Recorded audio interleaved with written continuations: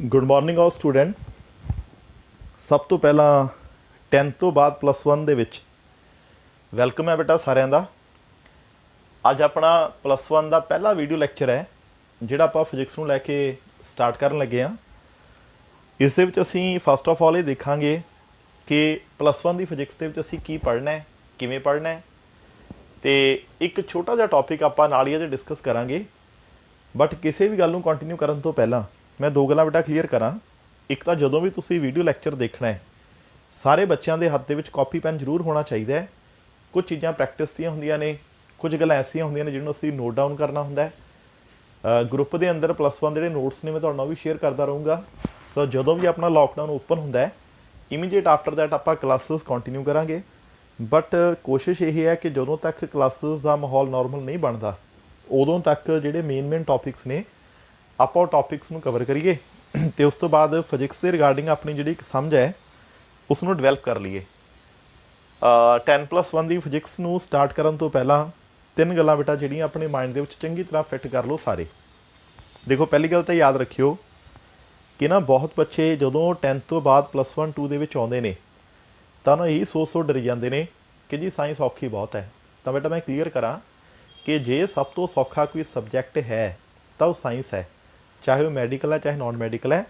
ਇਹਦੇ comparatively arts ਅਤੇ commerce ਬਹੁਤ ਟਫ ਨੇ ਜੇ ਤੁਸੀਂ ਮੇਰੇ ਪੁਆਇੰਟ ਆਫ ਵਿਊ ਤੋਂ ਸੋਚੋ। ਦੇਖੋ ਕਿਵੇਂ। ਦੂਜੀ ਗੱਲ ਇਹ ਹੈ ਕਿ ਬੇਟਾ ਜਦੋਂ ਵੀ ਅਸੀਂ ਕਿਤੇ ਸਾਇੰਸ ਨੂੰ ਪੜ੍ਹਨਾ ਹੈ ਨਾ ਤਾਂ ਆਪਣੀ ਇੱਕ ਆਦਤ ਬਣਾ ਲਓ ਕਿ ਅਸੀਂ ਕਿਸੇ ਚੀਜ਼ ਨੂੰ ਰੱਟਾ ਨਹੀਂ ਲਾਉਣਾ। ਹਰ ਇੱਕ ਚੀਜ਼ ਦੇ ਬਿਹਾਈਂਡ ਕੋਈ ਨਾ ਕੋਈ ਕਨਸੈਪਟ ਹੁੰਦਾ ਹੈ ਅਤੇ ਜਦੋਂ ਵੀ ਕਲਾਸ ਦੇ ਵਿੱਚ ਤੁਹਾਨੂੰ ਪੜ੍ਹਾਇਆ ਜਾਵੇ ਕੀ ਪੜ੍ਹਾ ਰਹੇ ਹਾਂ ਇਹਦਾ ਧਿਆਨ ਰੱਖਣਾ ਹੈ, ਬਟ ਜੋ ਪੜ੍ਹਾ ਰਹੇ ਹਾਂ ਉਹਦੇ ਬੈਕ 'ਤੇ ਕਿਹੜਾ ਕਨਸੈਪਟ ਕੰਮ ਕਰ ਰਿਹਾ ਹੈ ਉਹ ਕਨਸੈਪਟ ਬੜਾ ਇੰਪੋਰਟੈਂਟ ਹੈ। ਖਿਆਲ ਰੱਖਿਓ, ਮਤਲਬ ਹਰ ਚੀਜ਼ ਨੂੰ ਸਮਝ ਕੇ ਕਰਨਾ ਹੈ। ਹਰ ਚੀਜ਼ ਦੇ ਰਿਗਾਰਡਿੰਗ ਸਾਡੀ ਇੱਕ ਬੜੀ ਹੈਲਦੀ ਸਮਝ ਹੋਣੀ ਚਾਹੀਦੀ ਹੈ। ਰੱਟਾ ਅਸੀਂ ਕਿਸੇ ਚੀਜ਼ ਨੂੰ ਨਹੀਂ ਲਾਉਣਾ, ਇਹ ਗੱਲ ਦਾ ਧਿਆਨ ਰੱਖਣਾ ਹੈ। ਤੀਸਰਾ ਬੇਟਾ ਯਾਦ ਰੱਖਿਓ ਕਿ ਜਿਹੜੀ ਫਿਜ਼ਿਕਸ ਹੈ ਨਾ ਇੱਕ ਬਹੁਤ ਹੀ ਬਿਊਟੀਫੁਲ ਸਬਜੈਕਟ ਹੈ ਅਤੇ ਫਿਜ਼ਿਕਸ ਦੀ ਇੱਕ ਬਿਊਟੀ ਹੈ। ਬਿਊਟੀ ਪਤਾ ਅਸੀਂ ਕੀ ਹੈ ਕਿ ਯਾਦ ਰੱਖਿਓ, ਅੱਜ ਆਪਾਂ ਫਿਜ਼ਿਕਸ ਦਾ ਪਹਿਲਾ ਲੈਕਚਰ ਕੰਟੀਨਿਊ ਕਰਨ ਲੱਗੇ ਹਾਂ। ਅੱਜ ਤੋਂ ਲੈ ਕੇ ਤੁਸੀਂ ਜਿੰਨਾ ਟਾਈਮ ਵੀ ਸਟੱਡੀ ਕਰੋਗੇ ਫਿਜ਼ਿਕਸ ਨੂੰ ਤੁਸੀਂ ਨਾ ਇੱਕ ਚੀਜ਼ ਨੋਟ ਕਰੋਗੇ, ਇੱਕ ਵੀ ਚੀਜ਼ ਐਸੀ ਨਹੀਂ ਹੋਊਗੀ ਜਿੱਥੇ ਤੁਹਾਨੂੰ ਇਹ ਕਿਹਾ ਜਾਵੇ ਕਿ ਇਸ ਚੀਜ਼ ਨੂੰ ਯਾਦ ਕਰ ਲਓ, ਇਹ ਐਵੇਂ ਹੀ ਹੁੰਦੀ ਹੈ। ਹਰ ਇੱਕ ਚੀਜ਼ ਦੇ ਪਿੱਛੇ ਇੱਕ ਬੜਾ ਸੋਹਣਾ ਲੌਜਿਕ, ਇੱਕ ਬੜਾ ਸੋਹਣਾ ਰੀਜ਼ਨ ਤੁਹਾਨੂੰ ਮਿਲੂਗਾ। ਤਾਂ ਜੇ ਤੁਸੀਂ ਉਹਨਾਂ ਲੌਜਿਕ ਅਤੇ ਉਹਨਾਂ ਰੀਜ਼ਨਸ ਨੂੰ ਸਮਝ ਕੇ ਚੱਲੋ ਨਾ ਤਾਂ ਮੈਂ ਗਰੰਟੀ ਦਿੰਦਾ ਕਿ ਜੇ ਤੁਸੀਂ ਇੱਕ ਵਾਰ ਵੀਡੀਓ ਲੈਕਚਰ ਸਿਰਫ ਸੁਣ ਹੀ ਲਿਆ ਉਸ ਤੋਂ ਬਾਅਦ ਚਾਹੇ ਦੁਬਾਰਾ ਨਾ ਵੀ ਪੜ੍ਹੋ ਤਾਂ ਵੀ ਉਹ ਚੀਜ਼ ਤੁਸੀਂ ਸਾਰੀ ਉਮਰ ਭੁੱਲਣ ਵਾਲੀ ਨਹੀਂ। ਬਸ ਸ਼ਰਤ ਇੱਕੋ ਹੀ ਹੈ ਕਿ ਉਸ ਨੂੰ ਰੂਹ ਨਾਲ ਪੜ੍ਹਨਾ ਅਤੇ ਰੂਹ ਨਾਲ ਸੁਣਨਾ। ਸੋ ਜ਼ਿਆਦਾ ਟਾਈਮ ਨਾ ਵੇਸਟ ਕਰਦੇ ਹੋਏ ਮਨਪ੍ਰੀਤ ਮਾਨ ਮੈਮ ਦੇ ਬਿਹਾਫ ਦੇ ਉੱਪਰ ਅਸੀਂ ਅੱਜ ਪਹਿਲਾ ਫਿਜ਼ਿਕਸ ਦਾ ਲੈਕਚਰ ਕੰਟੀਨਿਊ ਕਰਨ ਲੱਗੇ ਹਾਂ। ਸੋ ਬੇਟਾ ਦੁਬਾਰਾ ਫਿਰ ਤੋਂ 10+1 ਫਿਜ਼ਿਕਸ ਦੇ ਵਿੱਚ ਆਪ ਸਭ ਦਾ ਵੈਲਕਮ ਕਰਦੇ ਹਾਂ ਅਤੇ ਅੱਜ ਤੋਂ ਬਾਅਦ ਡੇਲੀ ਤੁਹਾਡੇ ਨਾਲ ਇੱਕ ਵੀਡੀਓ ਮੈਂ ਸ਼ੇਅਰ ਕਰਦਾ ਰਹੂੰਗਾ। ਸਾਰੇ ਚੈਨਲ ਨੂੰ ਸਬਸਕ੍ਰਾਈਬ ਕਰ ਲਓ। ਤੁਸੀਂ ਇਸ ਚੈਨਲ ਨੂੰ ਆਪਣੇ ਜਿੰਨੇ ਮਰਜ਼ੀ ਫਰੈਂਡਸ ਨਾਲ ਸ਼ੇਅਰ ਕਰ ਸਕਦੇ ਹੋ। ਜਿੰਨਾ ਟਾਈਮ ਔਨਲਾਈਨ ਕਲਾਸਿਸ ਨੇ ਇਹ ਬਿਲਕੁਲ ਫ੍ਰੀ ਆਫ ਕਾਸਟ ਨੇ। ਸੋ ਅੱਜ ਬੇਟਾ ਕੰਟੀਨਿਊ ਕਰਨ ਤੋਂ ਪਹਿਲਾਂ ਮੈਂ ਤੁਹਾਨੂੰ ਫਿਜ਼ਿਕਸ ਦੇ ਰਿਗਾਰਡਿੰਗ +1 ਦੀ ਜਿਹੜੀ ਫਿਜ਼ਿਕਸ ਹੈ ਉਹਦੇ ਰਿਗਾਰਡਿੰਗ ਥੋੜ੍ਹਾ ਜਿਹਾ ਆਈਡੀਆ ਦੇ ਦੇਣਾ ਆਪਾਂ ਕੀ ਕਰਨ ਵਾਲੇ ਹਾਂ ਅਤੇ ਕਿਵੇਂ ਕਰਨ ਵਾਲੇ ਹਾਂ। ਦੇਖੋ, ਪਹਿਲੀ ਗੱਲ ਤਾਂ ਜਿਹੜੀ ਬੇਟਾ ਸਾਡੀ 10+1 ਦੀ ਫਿਜ਼ਿਕਸ ਹੈ ਇਸ 'ਚ ਟੋਟਲ 10 ਚੈਪਟਰਸ ਨੇ। ਚੈਪਟਰ 1 ਤੋਂ ਲੈ ਕੇ ਚੈਪਟਰ 10 ਤੱਕ, ਮਤਲਬ ਆਪਣੀ ਕੰਪਲੀਟ ਫਿਜ਼ਿਕਸ ਦੇ ਵਿੱਚ ਫਿਲਹਾਲ ਕਿੰਨੇ ਯੂਨਿਟ ਨੇ? 10 ਯੂਨਿਟਸ ਜਿਹੜੇ ਆਪਾਂ ਨੇ ਪੜ੍ਹਨੇ ਨੇ। ਦੂਸਰੀ ਗੱਲ ਇਹ ਯਾਦ ਰੱਖਿਓ ਕਿ ਜਿਹੜੀ ਤੁਹਾਡੀ 10+1 ਦੀ ਫਿਜ਼ਿਕਸ ਹੈ ਇਹ ਨਾ ਬੇਸਿਕਲੀ 9th ਕਲਾਸ ਤੋਂ ਨਿਕਲ ਕੇ ਆਈ ਹੈ। ਹੁਣ ਇੱਥੇ ਮੈਂ ਇੱਕ ਚੀਜ਼ ਕਲੀਅਰ ਕਰਾਂ ਕਿ ਚਾਹੇ ਬੇਟਾ ਕੋਈ ਬੱਚਾ ਬਹੁਤ ਜ਼ਿਆਦਾ ਇੰਟੈਲੀਜੈਂਟ ਹੋਵੇ, ਐਵਰੇਜ ਹੋਵੇ, ਮੀਡੀਓਕਰ ਹੋਵੇ, ਮੇਰੇ ਅਕੋਰਡਿੰਗਲੀ ਵੀਕ ਬੱਚਾ ਕੋਈ ਨਹੀਂ ਹੁੰਦਾ। ਜਿਹੜਾ ਪੜ੍ਹਦਾ ਹੈ, ਪੜ੍ਹਾਈ ਨੂੰ ਟਾਈਮ ਦੇ ਲੈਂਦਾ ਹੈ, ਕੋਈ ਇੰਟੈਲੀਜੈਂਟ ਹੋ ਜਾਂਦਾ ਹੈ, ਅਤੇ ਜਿਹੜਾ ਕਿਸੇ ਨਾ ਕਿਸੇ ਕਾਰਨ ਕਰਕੇ ਆਪਣਾ ਮੇਨ ਟਾਈਮ ਇੱਧਰ ਉੱਧਰ ਵੇਸਟ ਕਰ ਲੈਂਦਾ ਹੈ ਉਹ ਨਲਾਇਕਾਂ ਦੀ ਕੈਟਾਗਰੀ 'ਚ ਆ ਜਾਂਦਾ ਹੈ। ਬਟ ਸਹੀ ਮਾਇਨਿਆਂ 'ਚ ਕੋਈ ਇੰਟੈਲੀਜੈਂਟ ਨਹੀਂ ਹੁੰਦਾ। ਇਹ ਗੱਲ ਕੋਈ ਨਲਾਇਕ ਨਹੀਂ ਹੁੰਦਾ, ਐਸਾ ਕੁਝ ਵੀ ਨਹੀਂ ਹੁੰਦਾ। ਨਾ ਕੋਈ ਇੰਟੈਲੀਜੈਂਟ ਹੈ ਨਾ ਨਲਾਇਕ ਹੈ, ਸਾਰੀ ਗੇਮ ਟਾਈਮ ਦੀ ਹੈ। ਦੇਖੋ, ਮੰਨ ਕੇ ਚਲੋ ਤੁਸੀਂ 10th ਕਲਾਸ ਤੱਕ ਇੱਕ ਐਵਰੇਜ ਦੇ ਬੱਚੇ ਰਹੇ ਹੋ। ਅੱਜ ਤੋਂ ਬਾਅਦ ਆਪਣੀ ਇੱਕ ਹੈਬਿਟ ਬਣਾ ਲਓ ਕਿ ਹਰੇਕ ਸਬਜੈਕਟ ਨੂੰ ਅਸੀਂ 3 ਘੰਟੇ ਡੇਲੀ ਦੇਣੇ ਨੇ। ਤਾਂ ਮੈਂ ਗਰੰਟੀ ਦਿੰਦਾ ਵਿਦਿਨ 6 ਮੰਥ ਤੁਸੀਂ ਟੌਪਰਸ ਦੇ ਵਿੱਚ ਆ ਜਾਓਗੇ। ਸੋ ਬੇਟਾ ਸਾਰੀ ਗੇਮ ਟਾਈਮ ਦੀ ਹੈ। ਹੁਣ ਜਿਹੜੀ 10+1 ਹੈ ਨਾ ਇਹ ਬੇਸਿਕਲੀ 9th ਦੇ ਵਿੱਚੋਂ ਨਿਕਲੀ ਹੋਈ ਹੈ। ਚੈਪਟਰ 1 ਤੋਂ ਲੈ ਕੇ ਚੈਪਟਰ 10 ਤੱਕ ਆਪਾਂ ਜਿੰਨੀਆਂ ਗੱਲਾਂ ਪੜ੍ਹਾਂਗੇ ਮੋਟੀਆਂ ਗੱਲਾਂ 9th ਵਾਲੀਆਂ ਹੀ ਹੋਣਗੀਆਂ, ਬਸ ਉਹ ਡਿਟੇਲ ਦੇ ਵਿੱਚ ਹੋਣਗੀਆਂ। ਹੁਣ ਪ੍ਰੋਬਲਮ ਇੱਥੇ ਹੈ ਕਿ ਜਿਹੜੀ 9th ਕਲਾਸ ਹੈ ਨਾ ਇਹ ਹੁੰਦੀ ਹੈ ਬੇਟਾ ਸਕੂਲ ਦੀ ਕਲਾਸ। ਦੇਖੋ 10th ਕਲਾਸ ਨੂੰ ਹਰੇਕ ਬੱਚਾ ਸੀਰੀਅਸ ਲੈਂਦਾ ਹੈ, ਇਹ ਕਹਿ ਕੇ ਜੀ ਇਹ ਬੋਰਡ ਕਲਾਸ ਹੈ। ਬਟ 9th ਕਲਾਸ ਨੂੰ ਕੋਈ ਉਹ ਬੱਚਾ ਟਾਵਾਂ ਟਾਲਾ ਸੀਰੀਅਸ ਲੈਂਦਾ ਹੈ, ਮੈਜੋਰਟੀ ਇਹ ਸਮਝਦੇ ਨੇ ਕਿ ਚਲੋ ਸਕੂਲ ਦੀ ਉਹ ਕਲਾਸ ਹੈ। ਤਾਂ ਇਸ ਵਜ੍ਹਾ ਕਰਕੇ ਨਾ ਬਹੁਤੇ ਬੱਚਿਆਂ ਦੇ ਜਿਹੜੇ 9th ਦੇ ਕਨਸੈਪਟ ਨੇ ਉਹ ਬੜੇ ਵੀਕ ਹੁੰਦੇ ਨੇ। ਤਾਂ ਮੈਂ ਇਹ ਮੰਨ ਕੇ ਚੱਲੂੰਗਾ ਕਿ ਚਾਹੇ ਤੁਸੀਂ 9th ਪਾਸ ਹੋ ਬਟ ਤੁਹਾਨੂੰ 9th ਦਾ ਆਉਂਦਾ ਕੁਛ ਨਹੀਂ, ਤਾਂ ਹਰ ਛੋਟੇ ਕਨਸੈਪਟ ਤੋਂ ਲੈ ਕੇ ਵੱਡੇ ਤੱਕ ਅਸੀਂ ਡਿਟੇਲਡ ਡਿਸਕਸ ਕਰਾਂਗੇ। ਜੇ ਕੋਈ ਡਾਊਟ ਹੋਵੇ ਤਾਂ WhatsApp ਗਰੁੱਪ ਦੇ ਅੰਦਰ ਜਾਂ ਕਮੈਂਟ ਬਾਕਸ ਦੇ ਵਿੱਚ ਤੁਸੀਂ ਮੈਨੂੰ ਜਦੋਂ ਮਰਜ਼ੀ ਪੁੱਛ ਸਕਦੇ ਹੋ। ਸੋ ਆਪਾਂ 10 ਯੂਨਿਟਸ ਨੂੰ ਪੜ੍ਹਨਾ ਹੈ ਜਿਹੜੇ 9th ਬੇਸ ਦੇ ਉੱਪਰ ਨੇ। ਬਟ ਇਹਨਾਂ 10 ਯੂਨਿਟ ਨੂੰ ਪੜ੍ਹਨ ਤੋਂ ਪਹਿਲਾਂ ਇੱਕ ਨਾ 0 ਚੈਪਟਰ ਹੈ, ਉਸ 0 ਚੈਪਟਰ ਨੂੰ ਬੇਸਿਕਸ ਵੀ ਬੋਲ ਦਿੰਦੇ ਨੇ। ਦੇਖੋ ਜਦੋਂ ਅਸੀਂ ਕਿਸੇ ਵੀ ਚੀਜ਼ ਨੂੰ ਪੜ੍ਹਦੇ ਹਾਂ ਤਾਂ ਉਸ ਦੇ ਰਿਗਾਰਡਿੰਗ ਸਾਨੂੰ ਬੇਸਿਕਸ ਤਾਂ ਕਲੀਅਰ ਹੋਣੇ ਚਾਹੀਦੇ ਨੇ ਨਾ। ਤਾਂ ਬੇਟਾ ਅੱਜ ਦੇ ਲੈਕਚਰ ਦੇ ਵਿੱਚ ਅਸੀਂ ਨਾ ਬੇਸਿਕਸ ਨੂੰ ਹੀ ਸ਼ੁਰੂ ਕਰਨ ਲੱਗੇ ਹਾਂ। ਤਾਂ ਸਾਡੇ ਫਿਜ਼ਿਕਸ ਦੇ ਸਿਲੇਬਸ ਦੇ ਵਿੱਚ 5 ਬੇਸਿਕ ਨੇ। ਸਭ ਤੋਂ ਪਹਿਲਾ ਬੇਸਿਕ ਹੈ ਡੈਰੀਵੇਟਿਵ, ਆਪਾਂ ਅੱਜ ਕਰਾਂਗੇ। ਦੂਸਰਾ ਬੇਸਿਕ ਹੈ ਜੀ ਇੰਟੀਗ੍ਰੇਸ਼ਨ, ਕੱਲ੍ਹ ਕਰਾਂਗੇ ਕਿ ਉਹਦਾ ਡੈਰੀਵੇਟਿਵ ਦੇ ਨਾਲ ਕੀ ਰਿਲੇਸ਼ਨ ਹੈ। ਫਿਰ ਇੱਕ ਛੋਟਾ ਜਿਹਾ ਬੇਸਿਕ ਹੈ ਬਾਇਨੋਮੀਅਲ ਥਿਓਰਮ। ਫਿਰ ਇੱਕ ਬੇਸਿਕ ਹੈ ਜੀ ਟ੍ਰਿਗਨੋਮੈਟਰੀ, ਜਿਹੜੀ ਥੋੜ੍ਹੀ ਬਹੁਤੀ ਪੜ੍ਹੀ ਵੀ ਹੋਈ ਹੈ, ਬਾਕੀ ਆਪਾਂ ਹੁਣ ਪੜ੍ਹਾਂਗੇ। ਉਸ ਤੋਂ ਬਾਅਦ ਇੱਕ ਛੋਟਾ ਜਿਹਾ ਬੇਸਿਕ ਹੈ ਗ੍ਰਾਫ। ਤਾਂ ਇਹ 5 ਬੇਸਿਕਸ ਨੇ। ਜਦੋਂ ਤੁਹਾਨੂੰ 5 ਬੇਸਿਕ ਕਲੀਅਰ ਹੋ ਗਏ ਤਾਂ ਬਸ ਉਸ ਤੋਂ ਬਾਅਦ ਮੰਨ ਕੇ ਚੱਲਿਓ ਕਿ ਤੁਹਾਡੀ ਫਿਜ਼ਿਕਸ ਬੜੀ ਸਮੂਥਲੀ ਚੱਲੂਗੀ। ਸੋ ਹੁਣ ਆਪਾਂ ਅੱਜ ਸ਼ੁਰੂ ਕਰਦੇ ਹਾਂ ਸਾਡਾ ਸਭ ਤੋਂ ਪਹਿਲਾ ਬੇਸਿਕ, ਤੇ ਪੂਰੇ ਧਿਆਨ ਨਾਲ ਸੁਣਿਓ, ਆਪਾਂ ਬਿਲਕੁਲ ਸਲੋ ਸਪੀਡ ਦੇ ਉੱਪਰ ਕਰਾਂਗੇ। ਦੇਖੋ ਬੇਟਾ ਕੀ ਹੈ ਜਿਹੜਾ ਸਾਡਾ ਸਭ ਤੋਂ ਪਹਿਲਾ ਬੇਸਿਕ ਹੈ, ਇਸ ਨੂੰ ਜਾਂ ਤਾਂ ਬੋਲਦੇ ਨੇ ਡੈਰੀਵੇਟਿਵ ਜਾਂ ਇਸ ਨੂੰ ਡਿਫਰੈਂਸ਼ੀਏਸ਼ਨ ਵੀ ਬੋਲਦੇ ਨੇ। ਤਾਂ ਚਾਹੇ ਮੈਂ ਲਿਖਾਂ ਡੈਰੀਵੇਟਿਵ ਚਾਹੇ ਮੈਂ ਲਿਖਾਂ ਡਿਫਰੈਂਸ਼ੀਏਸ਼ਨ, ਇੱਕੋ ਹੀ ਗੱਲ ਹੈ, one is the same thing. ਇਹਨਾਂ ਦੋਨਾਂ ਗੱਲਾਂ 'ਚ ਕੋਈ ਫਰਕ ਨਹੀਂ। ਸੋ ਚਾਹੇ ਅਸੀਂ ਕਹਿ ਲਓ ਡੈਰੀਵੇਟਿਵ, ਚਾਹੇ ਬੇਟਾ ਅਸੀਂ ਕਹਿ ਲਈਏ ਡਿਫਰੈਂਸ਼ੀਏਸ਼ਨ, ਇੱਕੋ ਹੀ ਗੱਲ ਹੈ, one is the same thing. ਇਹਨਾਂ ਦੋਨਾਂ ਗੱਲਾਂ 'ਚ ਕੋਈ ਫਰਕ ਨਹੀਂ ਹੁੰਦਾ। ਸੋ ਐਗਜ਼ਾਮ ਦੇ ਵਿੱਚ ਕਿਤੇ ਡੈਰੀਵੇਟਿਵ ਲਿਖਿਆ ਆ ਜੇ, ਐਗਜ਼ਾਮ ਦੇ ਵਿੱਚ ਕਿਤੇ ਡਿਫਰੈਂਸ਼ੀਏਸ਼ਨ ਲਿਖਿਆ ਆ ਜੇ, ਇੱਕੋ ਹੀ ਗੱਲ ਹੈ, one is the same thing. ਹੁਣ ਦੂਸਰੀ ਗੱਲ, ਮੇਰੇ ਅਕੋਰਡਿੰਗਲੀ ਇਹ ਦੋਨੋਂ ਹੀ ਵਰਡ ਤੁਹਾਡੇ ਲਈ ਬਿਲਕੁਲ ਨਵੇਂ ਨੇ, ਸ਼ਾਇਦ ਤੁਸੀਂ ਇਹ ਵਰਡ ਪਹਿਲਾਂ ਕਦੇ ਵੀ ਨਾ ਸੁਣੇ ਹੋਣ। ਤਾਂ ਡੈਰੀਵੇਟਿਵ ਔਰ ਡਿਫਰੈਂਸ਼ੀਏਸ਼ਨ ਦਾ ਮਤਲਬ ਕੀ ਹੁੰਦਾ ਹੈ, ਪਹਿਲਾਂ ਮੈਂ ਤੁਹਾਨੂੰ ਇੱਕ ਐਗਜ਼ਾਮਪਲ ਦੇ ਕੇ ਸਮਝਾਉਣਾ। ਦੇਖੋ ਇੱਕ ਸਿੰਪਲ ਲੈਂਗੁਏਜ ਦੀ ਜੇ ਆਪਾਂ ਗੱਲ ਕਰੀਏ ਤਾਂ ਡੈਰੀਵੇਟਿਵ ਹੋਵੇ, ਡਿਫਰੈਂਸ਼ੀਏਸ਼ਨ ਹੋਵੇ, ਇਸ ਦਾ ਮੀਨਿੰਗ ਹੁੰਦਾ ਤੋੜਨਾ, ਕਿਸੇ ਚੀਜ਼ ਨੂੰ ਬ੍ਰੇਕ ਕਰਨਾ। ਕਿਸੇ ਚੀਜ਼ ਨੂੰ ਤੋੜੋ, ਕਿਸੇ ਚੀਜ਼ ਨੂੰ ਬ੍ਰੇਕ ਕਰੋ, ਤਾਂ ਇਸ ਨੂੰ ਬੋਲਦੇ ਨੇ ਡੈਰੀਵੇਟਿਵ। ਐਗਜ਼ਾਮਪਲ ਦੇ ਤੌਰ 'ਤੇ ਦੇਖੋ, ਮੇਰੇ ਕੋਲ ਇੱਕ ਪੈਨ ਹੈ, ਕਿਸ ਨੇ ਮੈਨੂੰ ਕਿਹਾ ਸਰ ਇਹਨੂੰ ਡਿਫਰੈਂਸ਼ੀਏਟ ਕਰ ਦਿਓ, ਇਹਦਾ ਡੈਰੀਵੇਟਿਵ ਲਓ ਜੀ। ਤਾਂ ਦੇਖੋ ਬੇਟਾ ਮੈਂ ਕੀ ਕਰ ਰਿਹਾ, ਮੈਂ ਪੈਨ ਫੜਿਆ, ਸਭ ਤੋਂ ਪਹਿਲਾਂ ਕੈਪ ਅਲੱਗ ਕੀਤਾ, ਫਿਰ ਮੈਂ ਇਸ ਪੈਨ ਨੂੰ ਫੜਿਆ, ਜਿੱਥੋਂ ਇਹ ਪੈਨ ਖੁੱਲ੍ਹਿਆ ਮੈਂ ਉਸ ਨੂੰ ਅਲੱਗ ਕਰਤਾ, ਫਿਰ ਮੈਂ ਰਿਫਲ ਅਲੱਗ ਕਰਤਾ। ਹੁਣ ਧਿਆਨ ਨਾਲ ਦੇਖੋ, ਜਿਹੜਾ ਪੈਨ ਤੁਹਾਡੇ ਸਾਹਮਣੇ ਪਿਆ ਸੀ ਮੈਂ ਉਸ ਪੈਨ ਨੂੰ ਤੋੜਤਾ ਅਤੇ ਪੈਨ ਨੂੰ ਤੋੜ ਕੇ ਇਹਦੇ ਪੀਸ ਬਣਾਤੇ। ਬਸ ਇਸੇ ਫਿਨੋਮੀਨਨ ਦਾ ਹੀ ਨਾਮ ਹੈ ਡੈਰੀਵੇਟਿਵ ਜਾਂ ਡਿਫਰੈਂਸ਼ੀਏਸ਼ਨ। ਸੋ ਹੁਣ ਸਿੰਪਲ ਜੀ ਗੱਲ ਕਲੀਅਰ ਹੈ ਕਿ ਜਦੋਂ ਮੈਂ ਤੁਹਾਨੂੰ ਬੋਲਣਾ ਕਿ ਜੀ ਡੈਰੀਵੇਟਿਵ, ਤਾਂ ਇਹਦਾ ਇੱਕੋ ਇੱਕ ਮਤਲਬ ਹੈ ਕਿ ਅਸੀਂ ਕਿਸੇ ਚੀਜ਼ ਨੂੰ ਤੋੜਨਾ ਹੈ। ਹੁਣ ਤੁਹਾਡੇ ਮਾਈਂਡ ਦੇ ਵਿੱਚ ਇੱਕ ਕੁਐਸਚਨ ਆਊਗਾ, ਸਰ ਕੀ ਫਿਜ਼ਿਕਸ ਦੇ ਵਿੱਚ ਪੈਨ ਦੇ ਤੋੜਨ ਨੂੰ ਡੈਰੀਵੇਟਿਵ ਕਹਿੰਦੇ ਨੇ? Answer is no. ਇਹ ਤਾਂ ਮੈਂ ਤੁਹਾਨੂੰ ਇੱਕ ਐਗਜ਼ਾਮਪਲ ਦੇ ਕੇ ਸਮਝਾਇਆ ਹੈ ਕਿ ਡੈਰੀਵੇਟਿਵ ਵਰਡ ਦਾ ਮਤਲਬ ਕੀ ਹੈ। ਹੁਣ ਸਮਝੋ ਅਸੀਂ ਕਿਸ ਚੀਜ਼ ਨੂੰ ਤੋੜਨਾ ਹੁੰਦਾ ਅਤੇ ਕਿਉਂ ਤੋੜਨਾ ਹੁੰਦਾ। ਦੇਖੋ ਬੇਟਾ ਕੀ ਹੈ, ਆਪਾਂ ਨੇ ਇੱਕ ਐਗਜ਼ਾਮਪਲ ਲੈ ਕੇ ਚੱਲਦੇ ਹਾਂ। ਦੇਖੋ ਸਪੋਜ਼ ਕਰੋ ਕਿ ਮੇਰੇ ਕੋਲ ਨਾ ਇੱਕ ਇਕੁਏਸ਼ਨ ਹੈ, ਔਰ ਇਕੁਏਸ਼ਨ ਬੇਟਾ ਕਿੰਨੀ ਹੈ, 5x - 10 = 0। ਮੰਨ ਲਓ ਬੇਟਾ ਮੈਂ ਤੁਹਾਨੂੰ ਕਹਾਂ ਦੱਸੋ x ਦੀ ਵੈਲਿਊ ਕਿੰਨੀ, ਤਾਂ ਤੁਸੀਂ ਦੇਖੋ ਕੀ ਕਹੋਗੇ। ਤੁਸੀਂ ਕਹੋਗੇ ਸਰ 5x = 10। ਜੇ ਸਰ x ਨੂੰ ਫਾਈਂਡ ਕਰੀਏ, ਸਾਡੇ ਕੋਲ ਹੋ ਗਿਆ ਜੀ 10/5, ਮਤਲਬ x ਦੀ ਵੈਲਿਊ ਕਿੰਨੀ ਆ ਗਈ, ਤਾਂ ਅਸੀਂ ਕਹਾਂਗੇ ਜੀ 2 ਆ ਗਈ। ਸੋ ਹੁਣ ਇਹ ਪਹਿਲਾ ਕੇਸ ਹੈ, x ਦੀ ਵੈਲਿਊ ਹੋ ਗਈ 2। ਹੁਣ ਤੁਸੀਂ ਇੱਕ ਚੀਜ਼ ਨੋਟ ਕਰੋ, ਇਸ ਕੈਲਕੂਲੇਸ਼ਨ ਲਈ ਮੈਨੂੰ ਕਿੰਨਾ ਕੁ ਟਾਈਮ ਲੱਗਿਆ, ਕੋਈ ਖਾਸ ਟਾਈਮ ਨਹੀਂ, 5 ਜਾਂ 10 ਸਕਿੰਟ ਲੱਗੇ, ਕੈਲਕੂਲੇਸ਼ਨ ਹੋ ਗਈ। ਹੁਣ ਸਪੋਜ਼ ਕਰੋ ਮੈਂ ਤੁਹਾਨੂੰ ਕਹਾਂ ਮੇਰੇ ਕੋਲ ਇਕੁਏਸ਼ਨ ਹੈ x² + 5x - 20 = 0। ਦੱਸੋ ਬਟ x ਦੀ ਵੈਲਿਊ ਕਿੰਨੀ। ਹੁਣ ਮੈਨੂੰ ਪੱਕਾ ਪਤਾ ਹੈ ਕਿ 10th ਕਲਾਸ ਤੱਕ ਇਹ ਚੀਜ਼ ਤੁਸੀਂ ਸਿੱਖੀ ਹੋਈ ਹੈ, ਔਰ ਤੁਸੀਂ ਮੈਨੂੰ ਬੜੇ ਆਰਾਮ ਨਾਲ ਆਨਸਰ ਲੱਭ ਦੋਗੇ। ਮੰਨ ਕੇ ਚਲੋ ਮੈਂ ਤੁਹਾਨੂੰ ਕਹਾਂ कि बेटा मेरे को इक्वेशन है एक्स की cube plus 2x square plus 3x equal to 12।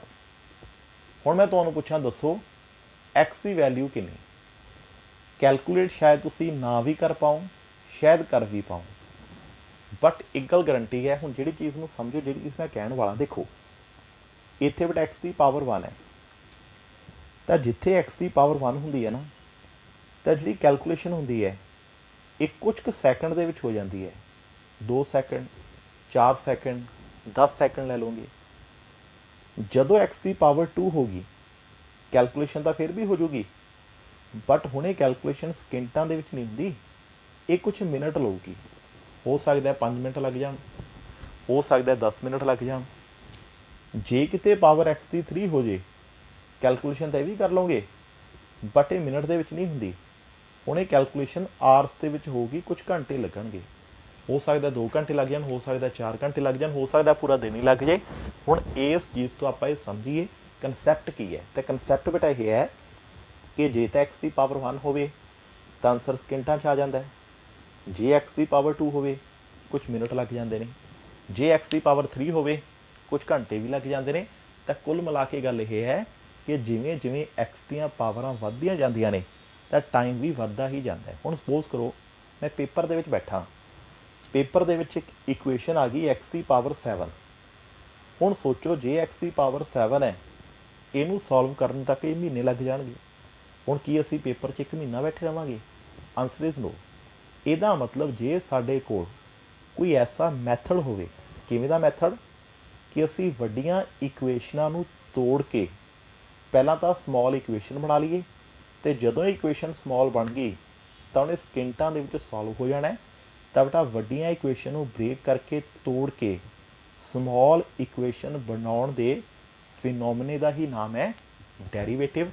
तो कोई मैनूं पुछे सा डेरीवेटिव की हुंदा है, तो मेरा बड़ा सिंपल जिहा आंसर है कि जी डेरीवेटिव एक ऐसा मैथेमैटिकल टूल है जिसकी हैल्प दे नाल असी वड्डियां इक्वेशनां नूं तोड़ के पहलां बनाउने आ समॉल इक्वेशन।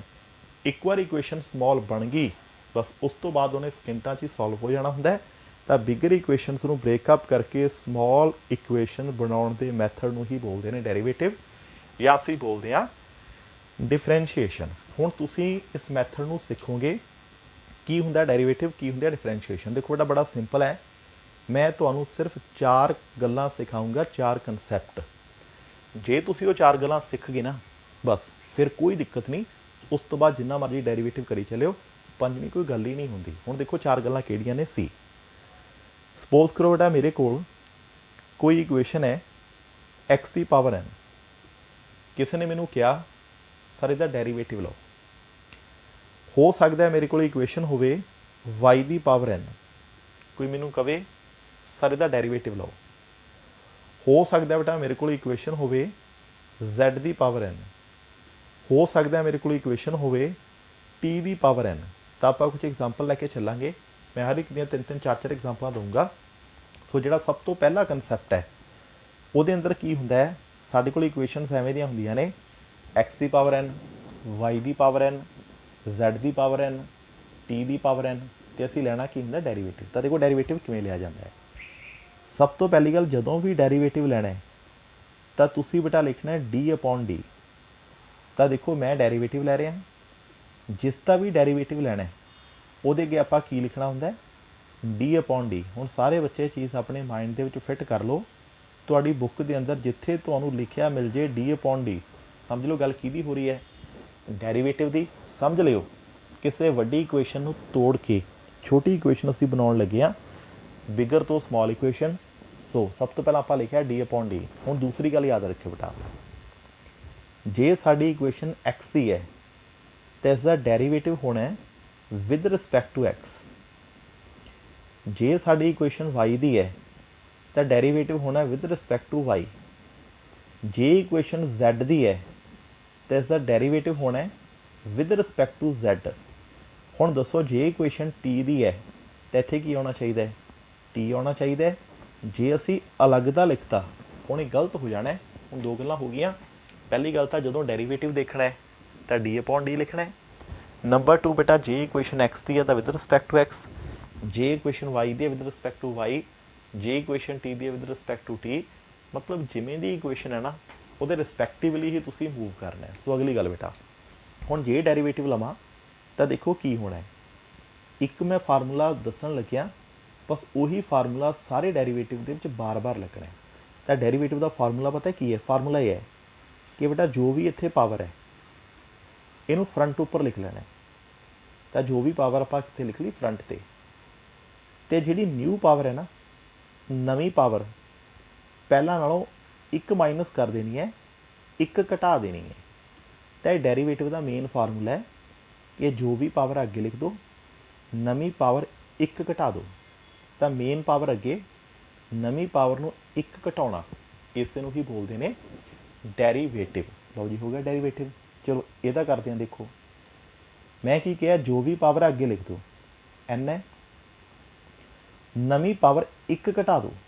ਤਾਂ ਜੇ ਨਵੀਂ ਪਾਵਰ ਇੱਕ ਘਟਾਉਣੀ ਹੋਵੇ ਤਾਂ ਹੁਣ ਦੇਖੋ n ਆਪਾਂ ਲਿਖਤਾ ਅੱਗੇ, ਨਵੀਂ ਪਾਵਰ ਇੱਕ ਘਟਾਉਣੀ ਹੈ ਤਾਂ ਇੱਕ ਘਟਾ ਕੇ ਕਿੰਨੀ ਹੋਊਗੀ? n-1। ਐਵੇਂ ਇਹਨੂੰ ਦੇਖੋ, ਜੋ ਵੀ ਪਾਵਰ ਅੱਗੇ ਲਿਖਤੀ ਤੇ ਜਿਹੜੀ ਬੇਟਾ ਨਵੀਂ ਪਾਵਰ ਹੈ ਇੱਕ ਘਟਾ ਦਿਓ। ਸੋ ਕਲੀਅਰ। ਹੁਣ ਸੇਮ ਇੱਥੇ ਦੇਖੋ ਕਿ ਜੋ ਵੀ ਪਾਵਰ ਹੈ ਫਰੰਟ ਉੱਪਰ ਲਿਖ ਲਓ ਤੇ ਨਵੀਂ ਜਿਹੜੀ ਪਾਵਰ ਹੈ ਉਹਨੂੰ ਇੱਕ ਮਾਈਨਸ ਕਰ ਦਿਓ, ਇੱਕ ਘਟਾ ਦਿਓ। ਤਾਂ ਇਹ ਡੈਰੀਵੇਟਿਵ ਦਾ ਸਭ ਤੋਂ ਪਹਿਲਾ ਕਨਸੈਪਟ ਹੈ। ਮੈਂ ਰਿਪੀਟ ਕਰਦਾ, ਦੇਖੋ ਬੇਟਾ ਕੀ ਹੈ। ਸਭ ਤੋਂ ਪਹਿਲੇ ਕਨਸੈਪਟ ਅੰਦਰ ਕੀ ਹੁੰਦਾ? x ਦੀ ਪਾਵਰ n, y ਦੀ ਪਾਵਰ n, z ਦੀ ਪਾਵਰ n, t ਦੀ ਪਾਵਰ n, ਇਸ ਤਰ੍ਹਾਂ ਦੀ ਕੋਈ ਇਕੁਏਸ਼ਨ ਹੁੰਦੀ ਹੈ। ਜਦੋਂ ਸਾਨੂੰ ਕਿਹਾ ਜਾਵੇ ਡੈਰੀਵੇਟਿਵ ਲੈਣਾ ਹੈ, ਸਭ ਤੋਂ ਪਹਿਲਾਂ ਅਸੀਂ ਲਿਖਦੇ ਹਾਂ d/d। ਜੇ ਇਕੁਏਸ਼ਨ x ਦੀ ਹੈ ਤਾਂ ਡੈਰੀਵੇਟਿਵ x ਦੇ ਅਕੋਰਡਿੰਗਲੀ, ਜੇ ਇਕੁਏਸ਼ਨ y ਦੀ ਹੈ ਤਾਂ y ਦੇ ਅਕੋਰਡਿੰਗਲੀ, z ਹੈ z ਦੇ ਅਕੋਰਡਿੰਗਲੀ, t ਹੈ t ਦੇ ਰਿਸਪੈਕਟਿਵਲੀ। ਹੁਣ ਰੂਲ ਇੱਕੋ ਹੀ ਹੈ, ਜੋ ਵੀ ਪਾਵਰ ਹੈ ਇਹਨਾਂ ਚਾਰਾਂ ਨੂੰ ਧਿਆਨ ਨਾਲ ਦੇਖੋ, ਪਾਵਰ ਨੂੰ ਅੱਗੇ ਲਿਖ ਦੇਣਾ ਤੇ ਜਿਹੜੀ ਬੇਟਾ ਨਵੀਂ ਪਾਵਰ ਹੈ ਪਹਿਲਾਂ ਤੋਂ ਇੱਕ ਘਟਾ ਦੇਣੀ ਹੈ, ਇੱਕ ਮਾਈਨਸ। ਬਸ ਇਹੀ ਹੁੰਦਾ ਡੈਰੀਵੇਟਿਵ। ਜੇ ਤੁਹਾਨੂੰ ਇਹ ਫਾਰਮੂਲਾ ਆਉਂਦਾ ਨਾ, ਸਮਝ ਲਓ ਤੁਹਾਨੂੰ ਸਾਰਾ ਡੈਰੀਵੇਟਿਵ ਹੀ ਆਉਂਦਾ। ਤਾਂ ਡੈਰੀਵੇਟਿਵ ਕੀ ਹੁੰਦਾ? ਜੋ ਵੀ ਪਾਵਰ ਅੱਗੇ ਲਿਖ ਦਿਓ, ਨਵੀਂ ਪਾਵਰ ਇੱਕ ਘਟਾ ਦਿਓ। ਇਹ ਸੀ ਪਹਿਲਾ ਕਨਸੈਪਟ। ਹੁਣ ਚੱਲਦੇ ਹਾਂ ਦੂਸਰੇ ਕਨਸੈਪਟ 'ਤੇ। ਹੁਣ ਜਿਹੜਾ ਬੇਟਾ ਇਸ ਦੀ ਟਾਈਪ 2 ਹੈ, ਕਨਸੈਪਟ ਨੰਬਰ 2 ਹੈ, ਉਹਦੇ ਅੰਦਰ ਕੀ ਹੁੰਦਾ ਦੇਖੋ। ਤਾਂ ਜਿਹੜਾ ਸਾਡਾ ਸੈਕੰਡ ਕਨਸੈਪਟ ਹੈ ਉਹ ਬੜਾ ਈਜ਼ੀ ਹੈ। ਮੰਨ ਲਓ ਬੇਟਾ ਮੇਰੇ ਕੋਲ ਹੈ x ਦੀ ਪਾਵਰ 7 ਜਾਂ ਸਪੋਜ਼ ਕਰੋ y ਦੀ ਪਾਵਰ 4। ਆਪਾਂ ਹੁਣ ਦੋ ਐਗਜ਼ਾਮਪਲਾਂ ਲੈ ਕੇ ਚੱਲਾਂਗੇ। ਸੈਕੰਡ ਟਾਈਪ ਅੰਦਰ ਨਾ ਤੁਹਾਨੂੰ ਐਵੇਂ ਦਿੱਤਾ ਹੁੰਦਾ x ਦੀ ਪਾਵਰ 7, y ਦੀ ਪਾਵਰ 4, t ਦੀ ਪਾਵਰ 9, ਕੁਛ ਵੀ ਇੱਦਾਂ ਦਾ। ਡੈਰੀਵੇਟਿਵ ਕਰਨਾ ਹੈ। ਦੇਖੋ ਡੈਰੀਵੇਟਿਵ ਕਿਵੇਂ ਹੁੰਦਾ ਹੈ। ਸਭ ਤੋਂ ਪਹਿਲਾਂ ਤਾਂ ਜੀ ਡੈਰੀਵੇਟਿਵ ਲੈਣਾ ਹੈ। ਤਾਂ ਬੇਟਾ ਕੀ ਲਿਖੋਗੇ? d/d। ਦੇਖੋ ਇਕੁਏਸ਼ਨ x ਦੀ ਹੈ ਤਾਂ ਬੋਲੋ ਡੈਰੀਵੇਟਿਵ ਕਿਵੇਂ ਹੋਊਗਾ? With respect to x। ਆ ਤਾਂ ਕਲੀਅਰ ਹੈ। ਹੁਣ ਯਾਦ ਕਰੋ ਡੈਰੀਵੇਟਿਵ ਕੀ ਹੁੰਦਾ ਸੀ? ਜੋ ਵੀ ਪਾਵਰ ਹੈ ਅੱਗੇ ਲਿਖ ਦਿਓ। ਹੁਣ ਪਾਵਰ ਹੈ 7 ਅੱਗੇ ਲਿਖਤੀ ਤੇ ਜਿਹੜੀ ਬੇਟਾ ਨਵੀਂ ਪਾਵਰ ਹੈ ਇੱਕ ਘਟਾ ਦਿਓ। ਹੁਣ 7 ਦੇ ਵਿੱਚੋਂ ਇੱਕ ਘਟਾ ਦਿਓ, ਕਿੰਨਾ ਰਹਿ ਗਿਆ? 6। ਬਸ ਇਹੀ ਰੂਲ ਹੈ ਕਿ ਜਿਹੜੀ ਵੀ ਪਾਵਰ ਹੈ ਅੱਗੇ ਲਿਖ ਦਿਓ, ਨਵੀਂ ਪਾਵਰ ਇੱਕ ਮਾਈਨਸ ਕਰ ਦਿਓ, ਇੱਕ ਘਟਾ ਦਿਓ। ਤਾਂ ਲਓ ਜੀ ਡੈਰੀਵੇਟਿਵ ਹੋ ਗਿਆ। ਹੁਣ ਕੋਈ ਮੈਨੂੰ ਪੁੱਛੇ x ਦੀ ਪਾਵਰ 7 ਦਾ ਡੈਰੀਵੇਟਿਵ ਕਿੰਨਾ ਹੁੰਦਾ? ਤਾਂ ਮੈਂ ਕਹੂੰਗਾ 7x ਦੀ ਪਾਵਰ 6 ਹੁੰਦਾ। ਤਾਂ ਬੇਟਾ ਇਹ ਡਨ ਹੈ। ਤਾਂ ਕਲੀਅਰ ਕੀ ਹੈ? ਹੁਣ ਇਹੀ ਚੀਜ਼ ਆਪਾਂ ਦੇਖਦੇ ਹਾਂ y ਦੀ ਪਾਵਰ 4 'ਤੇ ਅਪਲਾਈ ਕਰਕੇ। ਦੇਖੋ ਮੰਨ ਲਓ ਬੇਟਾ y ਦੀ ਪਾਵਰ 4 ਹੈ, ਮੈਨੂੰ ਕਿਹਾ ਸਰ ਡੈਰੀਵੇਟਿਵ ਲਓ। ਦੇਖੋ ਡੈਰੀਵੇਟਿਵ ਕਿਵੇਂ ਲਊਂਗਾ? ਤਾਂ ਮੈਂ ਲਿਖੂੰਗਾ ਬੇਟਾ d/d, ਕਿਉਂਕਿ ਡੈਰੀਵੇਟਿਵ ਲੈਣਾ। ਇਕੁਏਸ਼ਨ ਇੱਥੇ y ਦੀ ਹੈ ਤਾਂ ਵਿਦ ਰਿਸਪੈਕਟ ਟੂ ਕੀ ਆਊਗਾ? y। ਦੇਖੋ ਰੂਲ ਕੀ ਹੈ ਪਤਾ ਆਪਾਂ ਨੂੰ, ਜਿਹੜੀ ਪਾਵਰ ਹੈ ਅੱਗੇ ਲਿਖ ਦਿਓ ਤੇ ਜਿਹੜੀ ਨਵੀਂ ਪਾਵਰ ਹੈ ਇੱਕ ਘਟਾ ਦਿਓ। ਲਓ ਜੀ ਇਹ ਡੈਰੀਵੇਟਿਵ ਹੈ। ਤਾਂ ਹੁਣ ਇਹ ਟਾਈਪ 2 ਹੈ।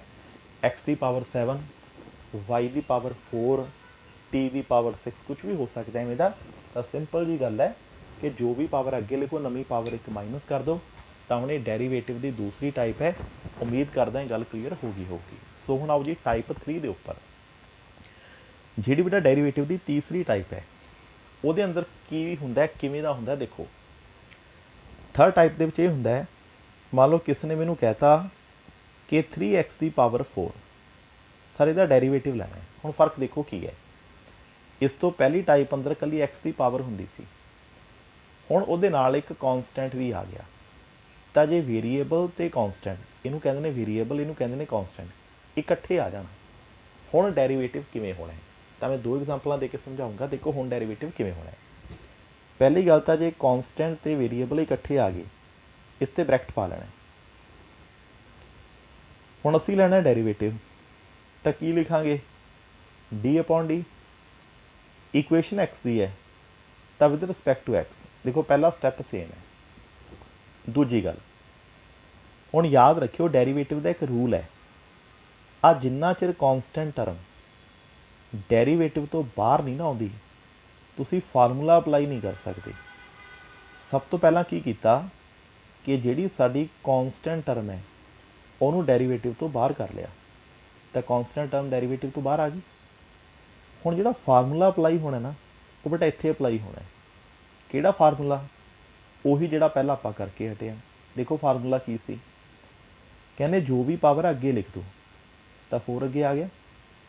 ਨਵੀਂ ਪਾਵਰ ਇੱਕ ਮਾਈਨਸ, ਹੁਣ 4 ਦੇ ਵਿੱਚੋਂ ਇੱਕ ਮਾਈਨਸ ਕੀਤਾ, ਕਿੰਨਾ ਰਹਿ ਗਿਆ? 3। ਤਾਂ 4 × 3 ਹੋ ਗਿਆ 12। ਐਕਸ ਕਿਊਬ ਨਾਲ ਹੈਗਾ ਲਓ ਬੇਟਾ ਡੈਰੀਵੇਟਿਵ ਹੋ ਗਿਆ 3x ਦੀ ਪਾਵਰ 4 ਦਾ। ਸੋ ਹੁਣ ਇਹਨੂੰ ਧਿਆਨ ਨਾਲ ਦੇਖੋ, ਇਹ ਉਹ ਤੀਜੀ ਟਾਈਪ ਹੈ ਜਿਹੜੀ ਡੈਰੀਵੇਟਿਵ ਦੇ ਵਿੱਚ ਬਾਰ-ਬਾਰ ਯੂਜ਼ ਹੁੰਦੀ ਹੈ। ਇਸੇ ਟਾਈਪ ਦਾ ਆ ਥਰਡ ਟਾਈਪ ਦਾ ਇੱਕ ਕੁਐਸਚਨ ਮੈਂ ਤੁਹਾਨੂੰ ਹੋਰ ਕਰਕੇ ਦਿਖਾਉਣਾ, ਤਾਂ ਕਿ ਪ੍ਰੋਪਰ ਤੁਹਾਡੀ ਕਮਾਂਡ ਹੋ ਜੇ। ਇਹ ਟਾਈਪ 3 ਹੈ ਜਿਹੜੀ ਆਪਾਂ ਕਰ ਰਹੇ ਹਾਂ। ਟੋਟਲ 4 ਹੀ ਟਾਈਪਸ ਨੇ, ਪੰਜਵੀਂ ਕੋਈ ਟਾਈਪ ਹੀ ਨਹੀਂ ਹੁੰਦੀ। ਦੇਖੋ ਟਾਈਪ 3 ਕੀ ਹੈ। ਮੰਨ ਲਓ ਕਿਸ ਨੇ ਮੈਨੂੰ ਕਿਹਾ ਸਰ 7y ਦੀ ਪਾਵਰ 5 ਹੈ ਜੀ, ਡੈਰੀਵੇਟਿਵ ਲਿਓ। ਹੁਣ ਦੇਖੋ ਮੈਂ ਤੁਹਾਨੂੰ ਇਹਦਾ ਡੈਰੀਵੇਟਿਵ ਲੈ ਕੇ ਦਿਖਾਉਣਾ ਕਿਵੇਂ ਆਊਗਾ। ਸਭ ਤੋਂ ਪਹਿਲੀ ਗੱਲ ਤਾਂ ਜਦੋਂ ਡੈਰੀਵੇਟਿਵ ਲੈਣਾ, ਜਿੱਥੇ ਕੌਂਸਟੈਂਟ ਤੇ ਵੇਰੀਏਬਲ ਇਕੱਠੇ ਆ ਗਏ ਤਾਂ ਬ੍ਰੈਕਟ ਯੂਜ਼ ਕਰਨਾ ਹੀ ਕਰਨਾ। ਡੈਰੀਵੇਟਿਵ ਲੈਣਾ ਤਾਂ ਆਪਾਂ ਕੀ ਲਿਖਾਂਗੇ? d/d। ਇਕੁਏਸ਼ਨ y ਦੀ ਹੈ, ਦੈਨ ਡੈਰੀਵੇਟਿਵ ਕਿਵੇਂ ਹੋਊਗਾ ਵਿਦ ਰਿਸਪੈਕਟ ਟੂ y। ਇਹ ਕਲੀਅਰ ਹੈ? ਅਗਲੀ ਗੱਲ ਬੇਟਾ ਦੇਖੋ, ਰੂਲ ਇਹ ਕਹਿੰਦਾ ਹੈ ਕਿ ਜਿਹੜੀ ਕੌਂਸਟੈਂਟ ਟਰਮ ਹੈ ਇਹ ਡੈਰੀਵੇਟਿਵ ਤੋਂ ਬਾਹਰ ਹੋਣੀ ਚਾਹੀਦੀ ਹੈ। ਤਾਂ ਜੇ ਡੈਰੀਵੇਟਿਵ ਤੋਂ ਬਾਹਰ ਕਰਾਂ, ਇਨਸਾਈਡ ਕੀ ਬਚਿਆ? ਇਹੀ ਰਹਿ ਗਿਆ ਬੇਟਾ। ਸੋ ਕਲੀਅਰ? ਹੁਣ ਫਾਰਮੂਲਾ ਇਹਦੇ ਤੇ ਲੱਗਣਾ ਹੈ। ਫਾਰਮੂਲਾ ਆਪਾਂ ਨੂੰ ਪਤਾ ਹੈ। ਕੀ ਫਾਰਮੂਲਾ ਹੈ? ਜੋ ਵੀ ਪਾਵਰ ਹੈ ਅੱਗੇ ਲਿਖ ਦਿਓ। ਹੁਣ ਦੇਖੋ 5 ਆਪਾਂ ਅੱਗੇ ਲਿਖਤਾ, ਨਵੀਂ ਪਾਵਰ 1 ਘਟਾ ਦਿਓ। ਹੁਣ 5 ਦੇ ਵਿੱਚੋਂ 1 ਘਟਾਓ, 4 ਰਹਿ ਗਿਆ। ਤਾਂ 7 × 5 ਕਿੰਨਾ ਹੁੰਦਾ ਹੈ? 35। y ਦੀ ਪਾਵਰ ਕਿੰਨਾ ਹੈ? 4। ਲਓ ਬੇਟਾ ਹੁਣ ਇਹ ਹੋ ਗਿਆ ਡੈਰੀਵੇਟਿਵ। ਹੁਣ 3 ਟਾਈਪਸ ਨੇ ਜਿਹੜੀਆਂ ਆਪਾਂ ਆਲਰੇਡੀ ਕਵਰ ਕਰ ਚੁੱਕੇ ਹਾਂ। ਹੁਣ ਚੌਥੀ ਤੇ ਲਾਸਟ ਟਾਈਪ, ਹੁਣ ਜਿਹੜੀ ਬੇਟਾ ਚੌਥੀ ਤੇ ਲਾਸਟ ਟਾਈਪ ਹੈ ਨਾ ਡੈਰੀਵੇਟਿਵ ਦੀ, ਜਦੋਂ ਤੁਸੀਂ ਆਪਣੀ ਬੁੱਕ ਨੂੰ ਖੋਲੋਗੇ ਤਾਂ ਉਸ ਦੇ ਵਿੱਚ ਨਾ ਇੱਕ ਚੀਜ਼ ਲਿਖੀ ਹੋਈ ਹੈ। ਕਹਿੰਦੇ ਜੇ ਕੋਈ ਟਰਮ ਕੌਂਸਟੈਂਟ ਹੋਵੇ ਤਾਂ ਨਾ ਉਹਦਾ ਡੈਰੀਵੇਟਿਵ 0 ਹੁੰਦਾ ਹੈ। ਤਾਂ ਬੁੱਕ ਸਿੱਧਾ ਰੱਟਾ ਲਾਉਣ ਨੂੰ ਕਹੂਗੀ ਕਿ ਇਸ ਚੀਜ਼ ਨੂੰ ਜੀ ਰੱਟਾ ਚਾੜ ਲਓ ਕਿ ਜੇ ਟਰਮ ਕੌਂਸਟੈਂਟ ਆ ਡੈਰੀਵੇਟਿਵ ਕੀ ਹੈ? 0। ਪਰ ਜਿਵੇਂ ਮੈਂ ਤੁਹਾਨੂੰ ਪਹਿਲਾਂ ਕਹਿ ਕੇ ਹਟਿਆ ਕਿ ਜੇ ਰੱਟਾ ਹੀ ਲਾਉਣਾ ਹੈ ਫਿਰ ਫਿਜ਼ਿਕਸ ਪੜ੍ਹਨ ਦਾ ਫਾਇਦਾ ਕੀ ਹੈ? ਸੋ ਇਸ ਚੀਜ਼ ਨੂੰ ਰੱਟਾ ਨਹੀਂ ਲਾਉਣਾ, ਸਾਨੂੰ ਪਤਾ ਹੋਣਾ ਚਾਹੀਦਾ ਹੈ ਕੌਂਸਟੈਂਟ ਟਰਮ ਦਾ ਡੈਰੀਵੇਟਿਵ 0 ਕਿਵੇਂ ਹੋ ਜਾਂਦਾ ਹੈ। ਚਲੋ ਮੈਂ ਤੁਹਾਨੂੰ ਐਗਜ਼ਾਮਪਲ ਦੇ ਕੇ ਸਮਝਾਉਣਾ। ਪਹਿਲਾਂ ਮੈਂ ਦੱਸਾਂ ਜੋ ਤੁਹਾਨੂੰ ਬੁੱਕ ਦੇ ਉੱਪਰ ਮਿਲਣ ਵਾਲਾ ਹੈ, ਫਿਰ ਮੈਂ ਉਸ ਦਾ ਰੀਜ਼ਨ ਵੀ ਦੱਸੂੰਗਾ ਕਿ ਐਵੇਂ ਕਿਉਂ ਹੁੰਦਾ। ਦੇਖੋ ਮੰਨ ਲਓ ਮੇਰੇ ਕੋਲ ਇੱਕ ਟਰਮ ਹੈ 7, ਸਪੋਜ਼ ਮੇਰੇ ਕੋਲ ਇੱਕ ਟਰਮ ਹੈ 7। ਹੁਣ ਦੇਖੋ ਇਹ ਇਕੱਲਾ ਕੌਂਸਟੈਂਟ ਹੈ ਔਰ ਕੁਝ ਵੀ ਨਹੀਂ ਹੈਗਾ। ਜਦੋਂ ਬੇਟਾ ਅਸੀਂ ਇਹਦਾ ਡੈਰੀਵੇਟਿਵ ਲਵਾਂਗੇ ਨਾ, ਤੁਹਾਡੀ ਮਰਜ਼ੀ ਹੈ, ਹੁਣ ਚਾਹੇ ਵਿਦ ਰਿਸਪੈਕਟ ਟੂ x ਲੈ ਲਓ, y ਲੈ ਲਓ, z ਲੈ ਲਓ, ਕਿਉਂਕਿ ਵੇਰੀਏਬਲ ਤਾਂ ਹੈ ਹੀ ਨਹੀਂ। ਤਾਂ ਬੁੱਕ ਕਹਿੰਦੀ ਜਿਹੜੀ ਕੌਂਸਟੈਂਟ ਟਰਮ ਹੈ ਉਹਦਾ ਡੈਰੀਵੇਟਿਵ 0 ਹੁੰਦਾ ਹੈ। ਤਾਂ ਸਿੱਧਾ ਲਿਖਿਆ ਹੋਇਆ ਬੁੱਕ 'ਤੇ ਕਿ ਜੇ ਇਕੱਲੀ ਕੌਂਸਟੈਂਟ ਹੈ, 7 ਹੈ, 5 ਹੈ, 2 ਹੈ, ਪਾਈ ਹੈ, ਕੋਈ ਵੀ ਕੌਂਸਟੈਂਟ ਹੈ, ਕਹਿੰਦੇ ਉਹਦਾ ਡੈਰੀਵੇਟਿਵ 0 ਹੁੰਦਾ ਹੈ। ਬਟ ਹੁਣ ਕੁਐਸਚਨ ਹੈ ਕਿਉਂ? ਵਾਈ? ਤਾਂ ਹੁਣ ਆਨਸਰ ਸੁਣਿਓ, ਇਹਦਾ ਰੀਜ਼ਨ ਕੀ ਹੈ। ਤਾਂ ਮੈਂ ਨਾ ਤੁਹਾਨੂੰ ਇਹਦਾ ਡੈਰੀਵੇਟਿਵ ਲੈ ਕੇ ਦਿਖਾਉਣਾ। ਜਦੋਂ ਮੈਂ ਇਹਦਾ ਡੈਰੀਵੇਟਿਵ ਲਊਂਗਾ ਤੁਹਾਨੂੰ ਸਾਰੀ ਕਹਾਣੀ ਆਪਣੇ ਆਪ ਹੀ ਸਮਝ ਆ ਜਾਣੀ ਹੈ ਕਿ ਇਹਦਾ ਡੈਰੀਵੇਟਿਵ 0 ਕਿਵੇਂ ਹੋ ਗਿਆ। ਦੇਖੋ ਬੇਟਾ ਕਹਾਣੀ ਕੀ ਹੈ, ਬੜੀ ਸਿੰਪਲ ਜੀ ਸਟੋਰੀ ਹੈ ਸੀ। ਮੰਨ ਲਓ ਕਿਸੇ ਨੇ ਮੈਨੂੰ ਕਹਿਤਾ ਸਰ 7 ਦਾ ਡੈਰੀਵੇਟਿਵ ਲਓ। ਮੈਂ ਪੁੱਛਿਆ ਕਿਹਦੇ ਰਿਸਪੈਕਟਿਵਲੀ? ਚਲੋ ਸਰ ਤੁਸੀਂ ਵਿਦ ਰਿਸਪੈਕਟ ਟੂ x ਲੈ ਲਓ, ਮਰਜ਼ੀ ਅਗਲੇ ਦੀ y ਵੀ ਕਹਿ ਸਕਦਾ, z ਵੀ ਕਹਿ ਸਕਦਾ, t ਵੀ ਕਹਿ ਸਕਦਾ। ਮੈਨੂੰ ਕਹਤਾ ਜੀ 7 ਦਾ derivative with respect to x। ਹੁਣ ਦੇਖੋ ਮੈਂ ਡੈਰੀਵੇਟਿਵ ਕਿਵੇਂ ਲਊਂਗਾ। ਸਭ ਤੋਂ ਪਹਿਲੀ ਗੱਲ, ਮੈਂ ਡੈਰੀਵੇਟਿਵ ਲੈਣਾ ਤਾਂ ਮੈਂ ਕੀ ਲਿਖੂੰਗਾ? d/d। ਫਿਰ ਮੈਨੂੰ ਕਹਤਾ ਵਿਦ ਰਿਸਪੈਕਟ ਟੂ x, ਤਾਂ ਮੈਨੂੰ x ਦਾ ਲਿਖਣਾ ਪੈਣਾ ਨਾ। ਹੁਣ ਅਗਲੀ ਗੇਮ ਸਮਝਿਓ। देखो डी अपॉन डी एक्स जिमें है सो है। ये दसो जिहड़ा 7 लिखिया है मैं इहनूं एवें लिख ला 7 इंटू 1, कोई प्रॉब्लम तो नहीं। चाहे कह लो 7, चाहे कह लो 7 इंटू 1, इक्को ही गल हुंदी है। अगली गल गौर करिए हुण डी अपॉन डी एक्स तो इत्थे ही रहूगा, 7 भी उत्थे ही है। हुण आ 1 नूं देखो मैं किवें लिखूँगा। आपां 10 तक ये पढ़िया है किसी भी टर्म की पावर 0 ये 1 हुंदी है। किसी भी टर्म की पावर 0 कितनी हुंदी है 1। ਇਹਦਾ मतलब जिथे 1 लिखिया है ਉਹਨੂੰ हटा के की लिख सकते हैं एक्स की पावर 0। आ देखो 1 हटा के की लिखे एक्स की पावर 0। हुण देखो कॉन्सटेंट ते वेरीएबल इकट्ठे हो गए तो ब्रैकेट तो लाना बनता है। इदों पहली टाइप मैं कहा सी जे कॉन्सटेंट ते वेरीएबल इकट्ठे हो जाना तो की करियो कॉन्सटेंट नूं डेरीवेटिव तो बाहर कढ़ लियो। 7 बाहर कढ़ लिया लो जी, ਇਹਦਾ डेरीवेटिव होगा। हुण देखो डेरीवेटिव की सी, डेरीवेटिव ये कहता सी कि जिहड़ी भी पावर है अगे लिख दो तो नवीं पावर 1 घटा दो। हुण जदों बेटा 0 अगे लिखी 0 मल्टीप्लाई होगी ना तो कितना आ गया 0 आ गया। बस यही साडा आंसर है। किसी भी कॉन्सटेंट टर्म का डेरीवेटिव कितना हुंदा है 0 हुंदा है। तो इस चीज़ नूं रट्टा नहीं लाउणा, पता होना चाहिए किसी भी कॉन्सटेंट टर्म का डेरीवेटिव कितना हुंदा है 0। तो बेटा ये नाल डेरीवेटिव का टॉपिक कंप्लीट हो जाता है। तो एक बार आपां 1 मिनट अंदर रिवाइज़ करांगे, उहदे तो बाद फिर ना तुहानूं एक इक्वेशन मैं तोड़ के दिखाऊँगा तो 2 इक्वेशन एज आ होमवर्क तुहानूं दूँगा जिहड़ियां कल आपां डिस्कस ही करांगे। हुण देखो बेटा की आपां ने पढ़िया की है। पहली टाइप अंदर की होगा एक्स की पावर एन, वाई की पावर एन, टी की पावर एन, जैड की पावर एन। किवें डेरीवेटिव लैना क्लीयर है। दूजी टाइप अंदर की हुंदा है एक्स की पावर 3, वाई की पावर 7, जैड की पावर 4, टी की पावर 9, मतलब कला वेरीएबल। तीसरी टाइप अंदर की हुंदा है 3x की पावर 2, 4y की पावर 5 जी, 6z की पावर 2, 9t की पावर 3। आ सारे वेरीएबल ने ते नाल की पे ने कॉन्सटेंट। चौथी टाइप अंदर की है कला 4, कला 7, इकला पाई, मतलब कोई भी कॉन्सटेंट। तो आ 4 टाइप का डेरीवेटिव है। एक ਇਹਦਾ डेरीवेटिव आना चाहिए, ਇਹਦਾ डेरीवेटिव आना चाहिए, ਇਹਦਾ डेरीवेटिव आना चाहिए, ਇਹਦਾ आना चाहिए। बस जे ਤੁਹਾਨੂੰ ਇਹ 4 डेरीवेटिव आते हैं ना तो ਤੁਸੀਂ ਫਿਜ਼ਿਕਸ ਦੇ ਵਿੱਚ ਕਦੇ ਮਾਰ ਨਹੀਂ ਖਾਓਗੇ। ਹੁਣ ਇਹਨਾਂ ਨੂੰ ਯੂਜ਼ ਕਰਕੇ ਕਿਵੇਂ ਅਸੀਂ ਇਕੁਏਸ਼ਨਸ ਨੂੰ ਸਿੰਪਲੀਫਾਈ ਕਰਦੇ ਹਾਂ। ਲਓ ਹੁਣ ਸਮਝਿਓ, ਇੱਕ ਐਗਜ਼ਾਮਪਲ ਤੁਹਾਨੂੰ ਮੈਂ ਦੇ ਕੇ ਸਮਝਾਉਣਾ, ਉਸ ਤੋਂ ਬਾਅਦ ਫਿਰ ਤੁਹਾਨੂੰ ਸਾਰੀ ਸਟੋਰੀ ਸਮਝ ਆ ਜਾਣੀ ਹੈ ਅਸੀਂ ਇਹ ਕਿਉਂ ਪੜ੍ਹ ਰਹੇ ਸੀ। ਦੇਖੋ ਸਪੋਜ਼ ਕਰੋ ਮੇਰੇ ਕੋਲ ਬੇਟਾ ਇਕੁਏਸ਼ਨ ਹੈ एक्स की पावर 3 2x की पावर 2 प्लस 5 सपोज। तो अपने को इक्वेशन है x की पावर 3 2x की पावर 2 प्लस 5। हुण मैनूं दसो एक किवें दी इक्वेशन है x की पावर 3 है जी, एक वड्डी इक्वेशन है ना। तो जे बेटा असीं इहनूं सॉल्व करिए तो बहुत टाइम वेस्ट होना है। हुण मैं की करना इस वड्डी इक्वेशन नूं तोड़ के समॉल इक्वेशन बनाउणी चाहुंदा। देखो समॉल इक्वेशन किवें बनूगी। ਜਦੋਂ बेटा ਅਸੀਂ ਇਹਨੂੰ ਤੋੜਨਾ ਹੈ ਸਭ ਤੋਂ ਪਹਿਲਾਂ ਸਾਨੂੰ ਪਤਾ ਅਸੀਂ ਕੀ ਕਰਨਾ ਹੈ ਡੈਰੀਵੇਟਿਵ ਲੈਣਾ ਹੈ, मतलब डी अपॉन डी। ਧਿਆਨ ਨਾਲ ਦੇਖੋ ਇਕੁਏਸ਼ਨ x ਦੀ ਹੈ ਤਾਂ ਡੈਰੀਵੇਟਿਵ ਕਿਵੇਂ ਹੋਊਗਾ ਵਿਦ ਰਿਸਪੈਕਟ ਟੂ x। ਆ ਗੱਲ ਕਲੀਅਰ ਹੈ। ਬ੍ਰੈਕਟ ਖੋਲ ਦਿਓ ਤਾਂ ਬੇਟਾ डी अपॉन dx ਸਾਡੇ ਕੋਲ ਹੋ ਗਿਆ x ਕਿਊਬ। ਆ ਜਿਹੜਾ 2 ਹੈ ਇਹ ਕਾਮਨ ਆ ਜਾਊਗਾ। ਸੋ डी अपॉन dx एक्स की पावर 2 फिर बेटा डी अपॉन डी एक्स इत्थे कला कॉन्सटेंट है 5।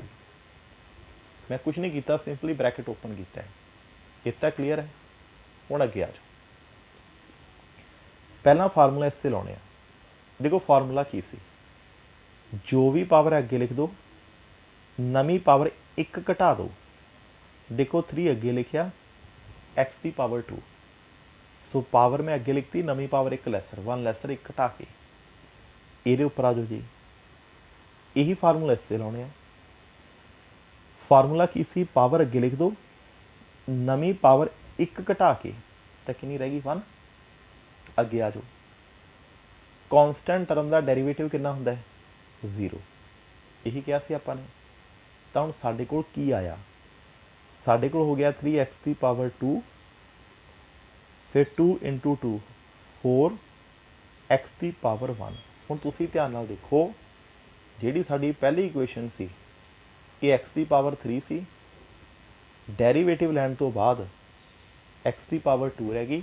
ਤੇ ਮੈਂ ਸਟਾਰਟਿੰਗ ਦੇ ਵਿੱਚ ਇਹ ਕਿਹਾ ਸੀ ਕਿ ਵੱਡੀਆਂ ਇਕੁਏਸ਼ਨਸ ਨੂੰ ਬ੍ਰੇਕਅਪ ਕਰਕੇ ਸਮੌਲ ਇਕੁਏਸ਼ਨ ਬਣਾਉਣੀ ਆ, ਇਸੇ ਮੈਥਡ ਦਾ ਹੀ ਨਾਮ ਹੈ ਡੈਰੀਵੇਟਿਵ ਔਰ ਡਿਫਰੈਂਸ਼ੀਏਸ਼ਨ। ਹੁਣ ਬੇਟਾ ਮੈਂ ਤੁਹਾਨੂੰ ਹੋਮਵਰਕ ਦੇ ਰਿਹਾ, 2 ਇਕੁਏਸ਼ਨਸ ਦੇ ਰਿਹਾ। ਅੱਜ ਤੁਸੀਂ ਇਹਨਾਂ ਦੋਨਾਂ ਇਕੁਏਸ਼ਨਸ ਨੂੰ ਸਿੰਪਲੀਫਾਈ ਕਰਨਾ ਹੈ ਤੇ ਸੋਲੂਸ਼ਨ WhatsApp ਗਰੁੱਪ ਅੰਦਰ ਕਮੈਂਟ ਬਾਕਸ ਅੰਦਰ ਕਰਕੇ ਰੱਖਿਓ। ਕੱਲ੍ਹ ਨੂੰ ਜਦੋਂ ਸਟਾਰਟ ਕਰਾਂਗੇ ਇਹ ਇਕੁਏਸ਼ਨਾਂ ਤੋਂ ਆਪਾਂ ਅੱਗੇ ਕੰਟੀਨਿਊ ਕਰਾਂਗੇ। ਡੇਲੀ ਹੁਣ 1-1 2-2 ਟੌਪਿਕ ਕਰਦੇ ਰਵਾਂਗੇ। ਬਸ ਕਾਪੀ ਪੈਨ ਚੱਕ ਕੇ ਇਹਨਾਂ ਚੀਜ਼ਾਂ ਦੀ ਪ੍ਰੈਕਟਿਸ ਕਰਦੇ ਰਹੋ। ਵੀਡੀਓ 1 ਵਾਰ ਦੇਖੋ, 2 ਵਾਰ ਦੇਖੋ, 3 ਵਾਰ ਦੇਖੋ, ਜਿਹੜੀ ਚੀਜ਼ ਵੀਡੀਓ ਦੇ ਵਿੱਚ ਹੋ ਗਈ ਬਸ ਪਰਫੈਕਟ ਹੋ ਕੇ ਅਗਲੇ ਦਿਨ ਮੈਨੂੰ ਮਿਲਣਾ ਹੈ, ਇਹ ਗੱਲ ਦਾ ਖਿਆਲ ਰੱਖਿਓ। ਚਲੋ ਪਹਿਲਾ ਹੋਮਵਰਕ ਨੋਟ ਕਰੋ, ਇਹ ਤੁਹਾਡਾ ਅੱਜ ਦਾ ਹੋਮਵਰਕ ਹੈ। ਸੋ ਪਹਿਲਾ ਬੇਟਾ ਤੁਸੀਂ ਟਰਾਈ ਕਰਨਾ ਅੱਜ y raised to the power 7 4y raised to the power 3 plus 9 ਇਸ ਦਾ ਡੈਰੀਵੇਟਿਵ ਲੈਣਾ ਹੈ।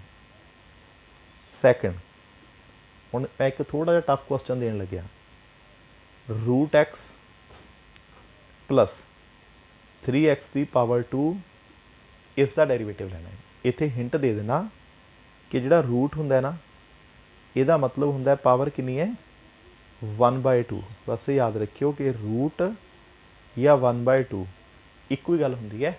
ਸੋ ਹੁਣ ਇਹ 2 ਤੁਹਾਡੇ ਹੋਮਵਰਕ ਨੇ। ਬਸ ਹੁਣ ਬੇਟਾ ਅੱਜ ਤੋਂ ਆਪਾਂ ਫਿਜ਼ਿਕਸ ਕੰਟੀਨਿਊ ਕੀਤੀ ਹੈ। 2-3 ਦਿਨ ਤਾਂ ਬੇਸਿਕ ਟੂਲਸ ਹੋਣਗੇ, ਉਸ ਤੋਂ ਬਾਅਦ ਫਿਰ ਤੁਹਾਡੀ ਫਿਜ਼ਿਕਸ ਕੰਟੀਨਿਊ ਆਪਾਂ ਕਰਾਂਗੇ। ਬਸ ਹੁਣ ਤੁਸੀਂ 1-2 ਦਿਨ ਦੇ ਵਿੱਚ ਚੈਨਲ ਨੂੰ ਸਬਸਕ੍ਰਾਈਬ ਕਰ ਲਓ ਤਾਂ ਕਿ ਜਿਹੜੀ ਵੀਡੀਓ ਅਪਲੋਡ ਹੋਵੇ ਤੁਹਾਡੇ ਤੱਕ ਪਹੁੰਚੇ। ਬਿਲਕੁਲ ਘਬਰਾਉਣਾ ਨਹੀਂ, ਸਭ ਤੋਂ ਸੌਖੀ ਜੇ ਕੋਈ ਚੀਜ਼ ਹੈ ਤਾਂ ਸਾਇੰਸ ਹੈ ਔਰ ਇੰਨੀ ਈਜ਼ੀ ਹੈ ਕਿ ਤੁਹਾਨੂੰ ਕਿਸੇ ਚੀਜ਼ ਨੂੰ ਰੱਟਾ ਲਾਉਣ ਦੀ ਲੋੜ ਨਹੀਂ ਪੈਣੀ। ਸੋ ਥੈਂਕਸ ਅ ਲੋਟ, ਮਿਲਦੇ ਹਾਂ ਕੱਲ੍ਹ।